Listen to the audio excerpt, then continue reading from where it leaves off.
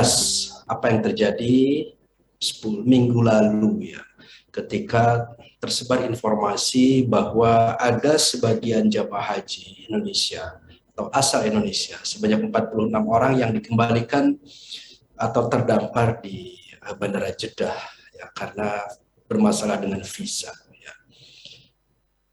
Dan setelah mendarat di Jeddah tertahan di imigrasi dan akhirnya harus kembali ke Indonesia. Dan pada hari-hari yang sama kita juga mendengar ada ribuan orang yang sedang mencari visa dan mereka sudah tinggal berhari-hari di bandara untuk menunggu visa ya, dan bisa begitu visa keluar mereka akan berangkat ke Tanah Suci secara langsung. Tapi nampaknya apa yang ditunggu-tunggu tidak datang. Artinya mereka tidak mendapatkan visa. Padahal mereka sudah menyiapkan atau membayar ratusan juta rupiah ya, 250 sampai 300 bahkan 400 juta rupiah untuk bisa berangkat haji tanpa antri. Ini ada relevansinya dan apa yang disampaikan dan dikutip ayatnya oleh tadi Pak Sekum, Profesor Abdul Muti ya, tentang walillahi 'alan nas hajjul bait man istata'a ilaihi sabila. Bahwa memang haji itu hanya diperuntukkan bagi orang-orang yang mampu. Dan kalau kita melihat kasus tadi, orang yang punya penghasilan puluhan juta saja, ratusan juta, dan bahkan sudah ready membayar ratusan juta, itu tidak bisa berangkat. Walillahi 'alan nas hajjul bait. Dan bagi Allah lah ya, seluruh prosesi haji ini, bukan untuk diri kita sendiri. Untuk Allah. Nah ini juga mensyaratkan kepada kita sebetulnya cara kita memandang haji akan seperti apa.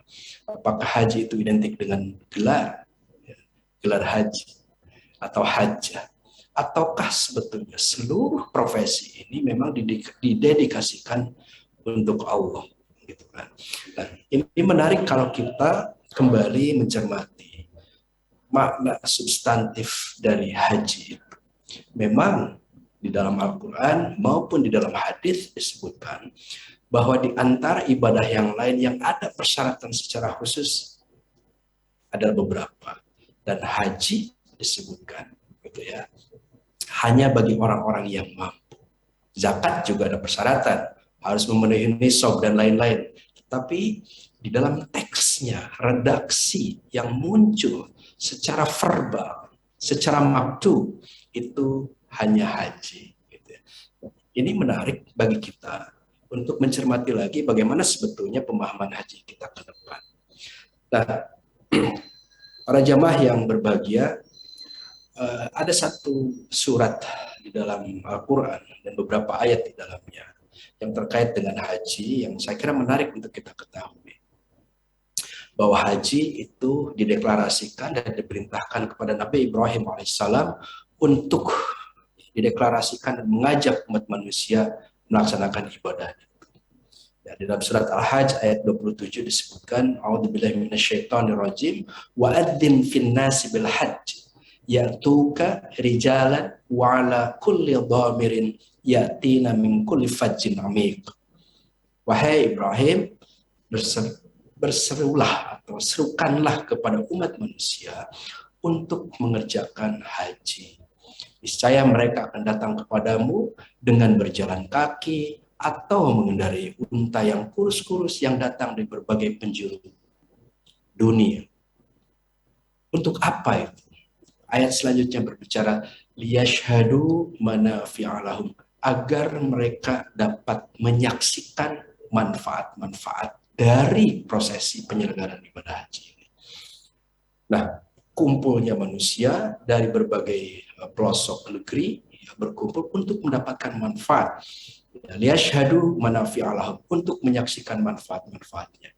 Dalam beberapa kitab tafsir disebutkan bahwa yang disebut manafi'a lahum itu termasuk tentu saja adalah ibadah. Ya. Karena di situ juga ayat berikutnya menyatakan wa yadhkurusmallah fi ayyamin ma'lumat. Jadi pada masa orang berhaji itu semakin mengingat Allah untuk ibadah. Tapi keterangan-keterangan para mufassir juga menyatakan bahwa haji itu punya nuansa solidaritas yang kuat, punya agenda ukhuwah Islamiyah yang kuat. Dan di luar itu, dan ini agak menarik buat kita dan juga menjadi agenda atau harus menjadi agenda kita semua adalah manafi'a dalam bentuk tijarah. Karena itu relevan sekali apa yang disampaikan oleh Profesor Azumar Azra tadi, the age of commerce, ya, era perdagangan yang ternyata di dalam Al-Quran itu juga sudah dicakup. Pertanyaannya adalah sejauh mana kita semua, umat Islam Indonesia, umat terbesar di dunia, delegasi haji terbesar di dunia, itu juga memperhatikan aspek komersialnya, komersnya. Seberapa mampu kita memenuhi komoditas yang dibutuhkan oleh jamaah haji Indonesia. Seberapa mampu kita mengekspor produk-produk masyarakat Indonesia untuk digunakan di Saudi, minimal untuk jamaah Indonesia sendiri. Nah, ini menjadi PR buat kita sebetulnya. Bagaimana kita mencermati haji ke depan. Istihad-istihad semakin terbuka. Banyak ruang-ruang baru yang harus kita dalami. Jangan sampai, dan ini adalah kenyataan, kalau kita masuk ke dapur-dapur yang menjadi pelayan untuk jamaah kita, semua atau mayoritas produknya itu 1 dari Vietnam, 2 dari Thailand, 3 dari Cina. Bahkan kita tidak menemukan dari negara muslim yang lain. Thailand, Vietnam, dan China. Jadi merekalah yang yashhadu manafi'a al-hajj. Merekalah yang mendapatkan manfaat-manfaat dalam prosesi ibadah haji itu. Bukan sebaliknya. Kalau Indonesia, alhamdulillah kita bisa spend 7 triliun sampai 15 triliun ke luar negeri ya, tanpa menggunakan produk-produk kita secara signifikan. Pertanyaannya adalah, apa maslahatnya ibadah haji untuk masyarakat Indonesia? Apakah cukup dengan semakin banyaknya jamaah yang bergelar haji? Ataukah kita ingin mendefinisi ulang dengan memberikan manfaat kepada masyarakat Indonesia, mencari jalan 1-2 hal yang kita dalami, misalnya bagaimana dengan UMKM-nya, bagaimana dengan petaninya, bagaimana dengan nelayannya, dan lain-lain. Ikan kita itu dari Vietnam yang setiap saat dimakan oleh jamaah kita. Ikan patin, Pak. Kita butuh 800 ton patin. Kemarin mungkin 100 kg ada apa enggak dari Indonesia? We don't know. Tapi yang jelas Vietnam dan Thailand masuk di situ. Untuk ikan, sayur mayur jelas-jelas kita harus bersaing dengan negara-negara lain dan lain sebagainya. Nah, ini saya kira istihad-istihad baru perlu kita rumuskan bersama bagaimana sebetulnya dari prosesi ibadah haji itu kita masih bisa lakukan berbagai hal. Yang kedua, dalam ayat tadi, wa yadhkur smallahi fi ayyamin ma'lumat ala ma razaqahum min bahimatil an'am, bahwa di dalam proses penyelenggaraan haji itu ada penyembelihan hewan-hewan ternak, baik itu karena dam ataupun karena orang berkurban dan lain sebagainya. Fakulu minha, kata Al-Quran, wat'imul ba'isal faqir, makanlah daging-daging itu dan berikanlah kepada sebagiannya orang-orang fakir dan papa miskin. Pertanyaannya, pernahkah kita menggenggam sebungkus saja daging-daging yang kita kurbankan, atau menjadi dam, atau menjadi bagian dari ibadah kita selama di tanah suci itu untuk diberikan secara langsung, atau kita menyaksikan pemberiannya, atau kita memakannya seperti yang diperintahkan Al-Quran, 1 sendok saja, sekerat dagingnya saja, seperti kita kurban di Indonesia. Karena itulah pada kesempatan ini saya juga kemarin haji mengundang teman-teman dari Basnas, mengundang teman-teman dari BPKH, berdiskusi dan DPR. Yuk kita diskusikan lagi. Kalau kita hitung ada puluhan ribu ton daging dari jamaah haji Indonesia yang mungkin masih bisa kita bawa ke Indonesia ya, dengan berbagai cara, bermitra dengan mitra-mitra di sini, dan itu bisa masuk ke isu stunting, bisa masuk ke komunitas-komunitas yang kurang gizi dan lain sebagainya, bisa create, termasuk juga untuk konsolidasi jamaah-jamaah haji. Nah, dalam konteks inilah Bapak Ibu sekalian, kita bisa menilai bahwa haji itu punya manfaat spiritual tentu saja, manfaat silaturahim atau persaudaraan, dan juga manfaat ekonomi atau yang disebut profit. Dan terakhir adalah manfaat sosial kemanusiaan yang sejauh ini belum banyak tereksplorasi. Nah, hadirin yang saya hormati, karakteristik jamaah haji Indonesia memang beragam. Kalau kita membaca peta jamaah, saya mohon maaf tidak bisa sebutkan di sini provinsinya, tapi profil jamaah kita bermacam-macam. Ada provinsi tertentu yang jamaahnya levelnya S1, mayoritas. Mayoritas lagi, provinsi lain adalah SMO. Provinsi lain mayoritasnya SMP. Dan provinsi lain mayoritas SD. Mayoritas jamaahnya. Karena itu, cara kita melakukan pendekatan kepada jamaah dengan karakteristik yang berbeda-beda itu juga perlu kita rumuskan kembali. Dan yang menarik saat ini, jamaah haji perempuan, dan sampai tahun-tahun sebelumnya dalam statistik yang saya baca, ternyata perempuan lebih banyak. Tetapi pembimbing, petugas perempuan sangat minim. Dan bagi persyarikatan ini juga menjadi PR, termasuk juga bagi ormas yang lain, di kalangan Nahdien, Muhammadiyah, Persatuan Islam Al-Irsyad, harus sudah mulai melakukan kaderisasi siapa dari mereka yang akan kita dorong untuk menjadi konsultan-konsultan ibadah perempuan, petugas-petugas haji perempuan. Memang ini menarik ketika Al-Quran watimul hajja wal umrah lillah, gitu ya. Dan ada satu hadis yang menyatakan, ya Rasulullah, hal 'alan nisa'i jihadun, apakah perempuan itu bisa berjihad? Qala na'am jihadun la qitala fi. Apa itu? Al-hajj wal umrah. Jadi memang isinya banyak perempuan dan itu mereka sedang berjihad dengan haji dan umrah itu. Nah, pada kesempatan yang singkat ini, saya ingin menyampaikan beberapa isu saja betapa ruang-ruang istihad buat kita, buat umat Islam Indonesia, Kementerian Agama, Majelis Ulama Indonesia, Muhammadiyah, Majelis Tarjih khususnya, Bahthul Masail di Nahdlatul Ulama, kemudian juga Dewan Hizbah di Persatuan Islam dan lain-lain. Nah, saya membaca ijtihad tentang haji dan juga fatwa-fatwanya itu tidak terlalu banyak. Satu misalnya, tapi alhamdulillah beberapa masih diulas, misalnya dalam tubuh persyarikatan. Kementerian Agama punya tanggung jawab melakukan pelayanan ibadah haji, pelayanan umum, dan pelayanan kesehatan. Untuk pelayanan ibadah, tadi saya sedikit menyinggung tentang DAM. Mungkinkah kita, dan ini sedang kita rencanakan untuk tahun depan, bahwa pembayaran DAM itu kemudian harus terorganisir, tidak partikelir, tidak rentil, orang bayar yang paling murah dibayar.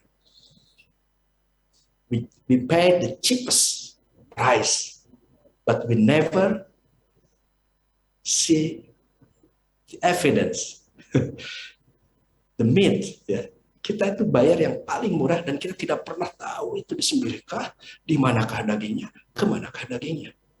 Maukah kita, jamaah kita, organisasi kita, mungkin untuk tahun depan dengan fatwa dan ijtihad yang diberikan oleh organisasi, kemudian nanti mendorong adanya tata kelola baru di dalam Adhahi itu, bahwa nanti harus didesain, ada kesepahaman antara kelompok pembimbing ibadah haji dan umroh itu, pimpinan-pimpinannya punya visi yang sama, dan itu PR yang paling besar.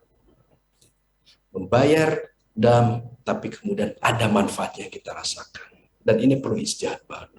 Yang kedua, ada perluasan daerah. Mina itu juga ada perluasan. Ada yang disebut dengan Mina Jadid atau Mina yang baru, yang kalau sebelumnya menjadi Muzdalifah, tapi kemudian malam ketika di Mina, perluasan kawasan itu menjadi Mina Jadid. Masih banyak jamaah kita yang tidak mau untuk ditempatkan di Mina Jadid karena kurang syar'i, gitu kan?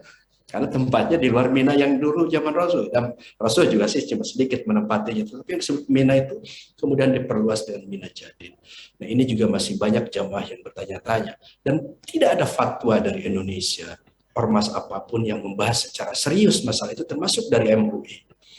Kalau itu tidak ada, ya setiap tahun maka akan menjadi gundelan, dan bagaimana pembimbing harus memujuk jamaah untuk meyakinkan mereka tinggal di Mina Jadid. Petugas haji perempuan, saya kira tadi saya sudah sampaikan. Betapa itu penting ke depan agar layanan terhadap perempuan bisa maksimal. Tidak semua perempuan itu bisa declare problem-problem spesifik yang private yang mereka hadapi untuk misalnya disampaikan kepada pembimbing laki-laki. Nah, ini juga menjadi catatan yang mungkin ke depan harus ada istihad semacam itu. Yang berikutnya adalah saya sempat berpikir dan berkomunikasi dengan tim kami. Bagaimana Bapak-bapak, para direktur, kalau saya tetapkan bahwa petugas tidak boleh menggunakan pakaian ihram, termasuk ketika wukuf di Arafah, bisakah petugas saya ini dianggap haji walaupun tidak menggunakan pakaian ihram? Tolong cari dalilnya. Ya, di Indonesia belum ada fatwa itu. Maksud saya begini, kita ingin memberikan pelayanan maksimum kepada jemaah, kita ingin memberikan pelayanan prima kepada jemaah. Tapi kalau semua petugas juga berihram, ya gimana bisa prima? Itu pertanyaannya. Apa yang membedakan petugas dengan jemaah? Pakai sal, pakai apa? Gitu ya. Membantu ini itu ada masalah. Cukupkah misalnya? Apakah bolehkah kita menggunakan pakaian petugas? Tidak usah menggunakan ihram, sama seperti yang lain berdoa, tapi kemudian juga dia tetap bisa dianggap berhaji karena tugasnya. Ini juga belum ada fatwanya di Indonesia. Dan saya berharap MUI agak serius mempelajari itu, Majelis Tarjih, Bathul Masail duduk bareng. Bagaimana sebetulnya akan kita tempatkan. Bagi yang belum pernah haji, silakan berhaji. Bagi yang sudah pernah haji atau bahkan berkali-kali haji, you don't have to take off. Ya. Anda nggak usah membuka baju, nggak usah ganti baju, tetap saja pakai pakaian petugas. Ini juga harus ada jawaban. Kalau tidak ada, setiap tahun akan mengambang, ya atau tidak. Tapi yang menarik Bapak Ibu sekalian, petugas-petugas kesehatan, saya acungi jempol, dari berbagai kalangan, dari berbagai rumah sakit, mereka tidak mengganti menjadi baju ihram. Ikut wukuf di Arafah, kecuali dari Kementerian Agama, hanya beberapa saja. Nah, ini juga kalau tidak clear perspektifnya, istihad kita itu akan seperti apa. Kalau petugas kesehatan clear, Pak, layanan kesehatan. Tapi kalau petugas yang lain, ya semuanya akhirnya harus berihram. Nah, ini juga mungkin ke depan harus ada guidance. Sebetulnya untuk kita seperti apa. Yang berikutnya ada ruang istihad ketika mendefinisikan konsep istitoah. Istitoah secara kesehatan. Itu juga kalau mau didetilkan, banyak sekali yang kita korbankan dari jemaah kita nggak berangkat. Bukan hanya masalah umur, Pak. Tapi kalau persyaratan istitoah kesehatan detail sekali. Tapi kemarin kita cukuplah batasi umurnya saja. Alhamdulillah dengan di bawah 65 itu ya yang wafat sampai saat ini sudah 52 orang gitu ya. Dan yang menarik, usia yang wafat lebih banyak, antara 55 sampai 60. Yang di atas 60 itu jumlahnya lebih sedikit.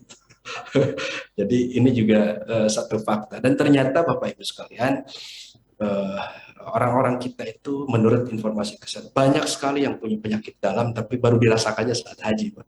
Karena betul-betul di Arafah kemudian 7 Maret itu harus jalan kilometer ya, 7 km bolak-balik 14, ada yang 6 km bolak-balik 12, ada yang 4 km bolak-balik 8 kilo, dan itu tidak satu kali gitu.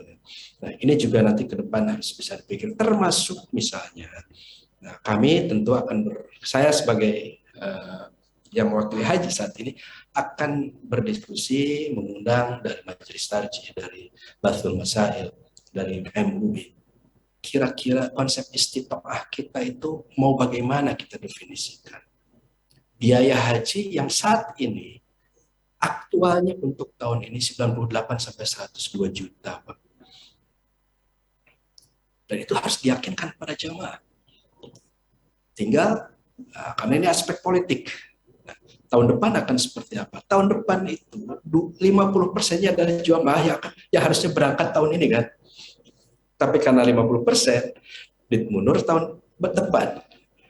Berangkat sudah suruh mundur tahun depan, suruh naik lagi harganya. Gimana nggak akan heboh. Tetapi faktanya bahwa haji itu mahal. Dan ini harus didorong bersama-sama. Dan ini kaitannya dengan ijtihad kita tentang biaya haji dan sustainable Hajj financing system. Keberlanjutan pendanaan haji yang dikelola oleh BPKH. Kalau kita tidak ada ijtihad politik tentang itu, ya saya kira akan berat ke depan. Bagaimana sebetulnya keberlanjutan pendanaan haji kalau subsidinya semua lebih dari 50%. Nah, ini juga harus ada ijtihad dan tentu saja dari komunitas keagamaan harus juga bisa didorong.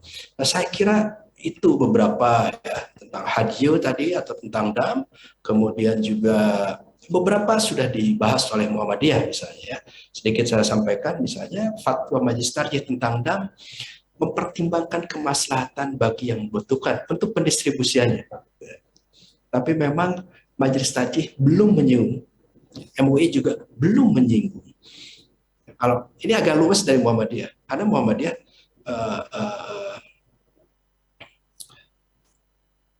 tidak ada batas waktu penyembelihan dam itu. Jadi kalau Muhammadiyah kapan aja, you bayar kapan aja. Gitu. Tapi juga ada pandangan umumnya darahnya harus mengalir di tanah suci.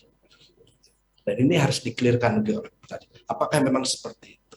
Ataukah bisa kapan saja dan bisa di mana saja untuk menyembelihnya dan bisa kapan saja untuk membagikannya. Ini juga mungkin ke depan perlu satu pembahasan yang mungkin pertimbangannya adalah kemaslahatan. Saya kira itu beberapa isu fikih. Yang lainnya dari saya kira ya masalah interstate regulation itu tidak mudah Pak, era digital saat ini, the age of commerce kalau kata Prof. Azra, sekarang the age of digital business. Jadi haji itu kemarin Pak, Saudi itu sudah fully digitalized, sudah terdigital semua. Karena itu ketika kita mendapatkan kuota 10.000 yang tidak bisa kita ambil, atau ada kenaikan harga di masyair yang naik sampai hampir 5.000 real per orang atau sekitar 22-25 juta orang per individu harganya, mereka cukup aja posting di dalam e-hajj sistem kita. Pilihannya adalah kita klik untuk bisa ikut dengan konsekuensi harus uangnya dari mana? Pilihannya nagih ke jamaah 16,5 sampai 17 juta per orang dalam waktu 1 minggu, atau kita cari tambahan untuk 100.000 jamaah sebanyak 1,5 triliun. Itu berat sekali. Jadi ini ke depan memang akhirnya kami sampaikan juga setelah proses masyair selesai, saya mendampingi Menteri Agama berdiskusi dan menyampaikan keberatan-keberatan setelah prosesi haji selesai kemarin, langsung disampaikan oleh Pak Menteri, harganya kemahalan, harus dipertimbangkan juga maslahatnya, dan seterusnya, dan seterusnya. Artinya istiadat yang sifatnya global pun masih banyak yang perlu kita lakukan.